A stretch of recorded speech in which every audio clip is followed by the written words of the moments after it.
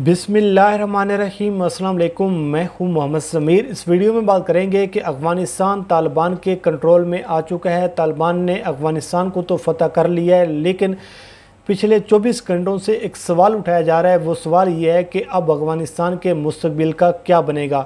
दुनिया तालिबान को तस्लीम कर लेगी या फिर नहीं करेगी। इस हवाले से आज की वीडियो में बात करेंगे। आपके सामने 10 बड़े तज्ज़ियाकारों की राय रखेंगे कि इस सारी सूरत हाल पर 10 बड़े तज्ज़ियाकार क्या कहते हैं। तालिबान के लिए सबसे बड़ा चैलेंज क्या होगा, क्या बैनुल-अक़वामी सतह पर तालिबान को तस्लीम किया जाएगा, और इसके साथ साथ तालिबान जो हैं वो किस तरीके से इस सारे निज़ाम को लेकर चलेंगे। तालिबान के लिए चलना क्या वाक़ईतन आसान होगा, पाकिस्तान कहाँ पर खड़ा होगा, क्या ये जंग वाक़ईतन ख़त्म हो चुकी है या फिर इस जंग ने एक नई शक्ल इख्तियार की है। इस हवाले से आज की वीडियो में बात करते हैं। सबसे पहले बात कर लेते हैं कि डॉक्टर हसन अस्करी साहब इस हवाले से क्या कहते हैं। वो इस हवाले से कहते हैं कि तालिबान का सबसे बड़ा चैलेंज ये होगा कि किस तरह तालिबान की हुकूमत माज़ी की हुकूमत से मुख्तलिफ होगी। ये दुनिया को किस तरीके से बावर करवाती हैं, दुनिया को किस तरीके से मुतमिन करती हैं, दुनिया के सामने किस तरीके से अपने निज़ाम का मॉडल रखती हैं, और दुनिया को क्या ये मुतमिन करने में कामयाब भी होती हैं कि नहीं होते कि हम माज़ी वाले तालिबान नहीं हैं, हम बदले हुए तालिबान हैं। और डॉक्टर हसन अस्करी साहब ये भी कहते हैं कि तालिबान को इस चीज़ का अंदाज़ा है कि उन्होंने बैनुल-अक़वामी सतह पर कबूल होना है, तो इसमें 2 किस्म की कार्रवाइयों की ज़रूरत होगी। एक तो अंदरूनी तौर पर किस किस्म का निज़ाम लेकर आती हैं, किस किस्म की हुकूमत करती हैं, अमन व अमान की सूरत हाल को किस तरीके से यकीनी बनाया जाता है, औरतों के साथ क्या सलूक किया जाता है, क्या तशद्दुद का रास्ता अपनाया जाता है, या फिर जिस तरीके से तालिबान अमन के ज़रिए काबुल में दाखिल हो रहे हैं इसी अमन को लेकर चलते हैं।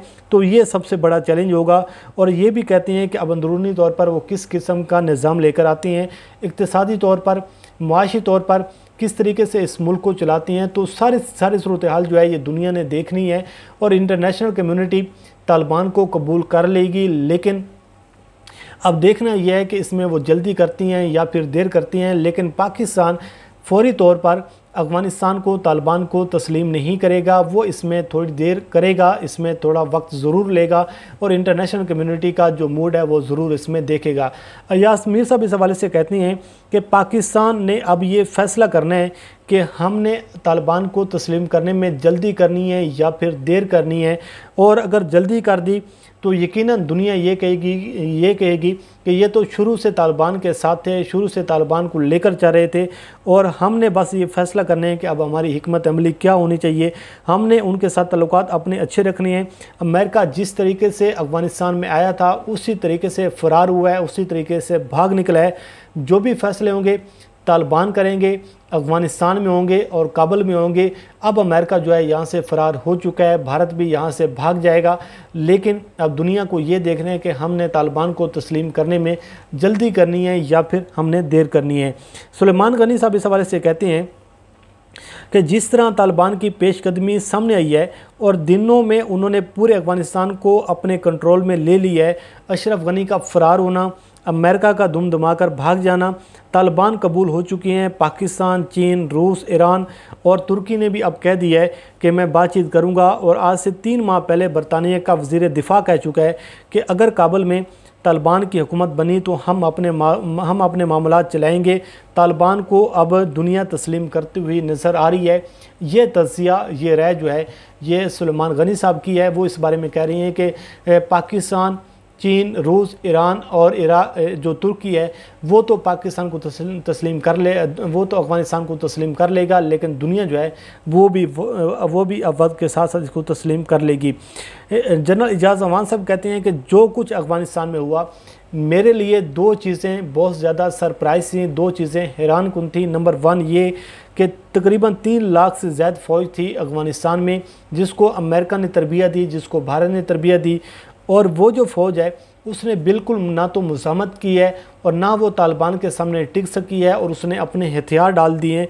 ये मेरे लिए बहुत बड़ा सरप्राइज़ था और मैं हैरान हूँ कि ये किस तरीके से मुमकिन हुआ है। दूसरा ये कि तालिबान ने वो खून खराबा नहीं किया, वो बदला नहीं लिया जिसकी वो तोक़ो की जा रही थी, जिसके हवाले से क्या सरें की जा रही थी, बड़े बड़े दावे किए जा रहे थे, और तालिबान ने عام معافی کا اعلان کر دی ہے، اور یہ ایک اچھی ڈیولپمنٹ ہے کہ طالبان جو ہے وہ نان وائلنٹ ہیں، وہ تشدد کا راستہ نہیں اپنا رہے، اور طالبان کی دنیا میں تب ہی قبولیت ہوگی، تب بھی طالبان دنیا میں قبول کیے جائیں گے، تب ہی دنیا ان کو تسلیم کرے گی جب وہ پرتشدد نہیں ہوں گے، جب وہ امن و امان کی صورتحال کو یقینی بنائیں گے، عورتوں کے ساتھ اچھا سلوک کریں گے، اور لگتا یہ ہے کہ طالبان کی قبولیت ہو جائے گی۔ طالبان اب بدل چکے ہیں۔ جنرل نعیم خالد لودھی صاحب کہتے ہیں جنرل خالد نعیم لودھی صاحب کہتے ہیں کہ طالبان نے سفارتی سنجیدگی کا مظاہرہ کیا ہے، انہوں نے عام معافی کا اعلان کیا ہے، تشدد کا راستہ نہیں اپنایا، اور نہ ہی انہوں نے جو بین الاقوامی افواج جہاں پر جو رہ رہی تھی ان کو انہوں نے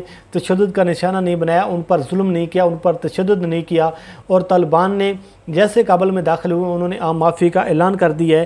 تو یہ جو حکمت عملی انہوں نے اپنائی ہے بین الاقوامی سطح پر افغانستان کو تسلیم کرنے میں اب زیادہ کوئی مشکل پیش نہیں آئے گی۔ طالبان کی یہ درست حکمت عملی ہے جس طریقے سے طالبان لے کر ان چیزوں کو چل رہے ہیں۔ حسن نقوی صاحب اس حوالے سے کہتے ہیں، مشہور رپورٹر ہیں، بین الاقوامی امور پر ان کی بڑی گرپ ہوتی ہے، وہ اس حوالے سے کہتے ہیں کہ مسئلہ اس وقت کابل پر قبضہ کرنے کا نہیں ہے، مسئلہ اس وقت افغانستان پر قبضہ کرنے کا نہیں ہے، مسئلہ یہ ہے کہ آپ نے افغانستان کو چلانا ہے، اس کے لیے آپ کو پوری دنیا کی سپورٹ چاہیے۔ پچھلے 20 سال سے افغانستان وار اکانومی پر چل رہا ہے، بلین آف ڈالرز مختلف ممالک سے آ رہے تھے ماہانہ کی بنیاد پر، جس کی بنیاد پر معیشت کا پہیہ چل رہا تھا۔ اگر طالبان بزور طاقت مظالم کرتے ہیں، تشدد کا راستہ اختیار کرتے ہیں، تو دنیا ان کو تسلیم نہیں کرے گی۔ ان کی اکانومی کا کوئی اسٹرکچر نہیں ہے جس کی بنیاد پر وہ تنخواہیں دے سکیں، لوگوں کو کھانا کھلا سکیں۔ میرے خیال میں خون خرابے سے جس حد تک ہوگا گریز کیا جائے گا، امن و امان کا راستہ اپنایا جائے گا تاکہ دنیا طالبان کو تسلیم کرے۔ اینکر عمران خان کہتے ہیں کہ طالبان طاقت کے زور پر تو آگے بڑھے ہیں، مگر طالبان بین الاقوامی قوانین کی پاسداری کر رہے ہیں، اور جیسا کہ غیر ملکی افواج کو نقصان نہیں پہنچایا جائے گا، ان کو نقصان نہیں پہنچایا۔ داعش اور القاعدہ کے ساتھ کوئی تعلق جوڑا نہیں جائے گا، اس پر وہ کام کر رہے ہیں۔ مفتوحہ علاقوں میں انسانی حقوق کی خلاف ورزی نہیں کی جائے گی، طالبان نے ایسا نہیں ہونے دیا۔ بہت ساری چیزیں دیکھنی ہیں، پھر وہ دنیا ان کو تسلیم کرے گی، لیکن روس، چائنا، ایران، پاکستان افغانستان کے ساتھ بہت احتیاط کے ساتھ چلے گا۔